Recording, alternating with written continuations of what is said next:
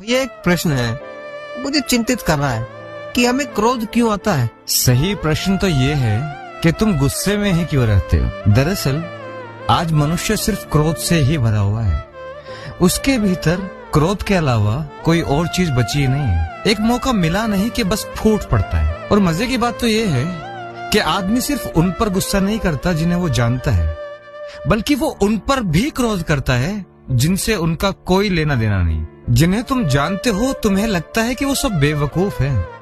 उनसे न जाने क्यों तुम्हारा नाता जुड़ गया, और जिनसे तुम्हारा नाता नहीं, उनकी सफलता को देखकर तुम क्रोधित होते हो कि वो मूर्ख वहां कैसे पहुंच गया, वो मेरे सामने तो कुछ है ही नहीं। ध्यान देना, जिस कार्य को तुमने कभी किया ही नहीं, उस कार्य में अगर कोई सफलता हासिल करता है तब भी तुम क्रोधित होते हो। तुम्हारे पास कुछ भी कहने के लिए ना हो तब भी तुम कह उठते हो कि उसकी शक्ल देखिए, कैसे किसी ऐरे गहरे को यूं ही सफलता मिल जाती है। तुम्हारे अपने तुम्हारी सुनते नहीं, क्योंकि तुमने कभी अपनों की सुनी ही नहीं। दरअसल क्रोधित रहना मनुष्य का स्वभाव बन चुका है, और न जाने कैसी कैसी बातों पर तुम क्रोधित हो जाते हो। सारा समाज एक दूसरे से क्रोधित ही रहता है। पिता बेटे से, बेटा पिता से, पत्नी पति से, पति पत्नी से, सब एक दूसरे से सिर्फ क्रोधित ही रहते हैं। प्रेम के फूल बस अब कभी कभार ही खिलते हैं।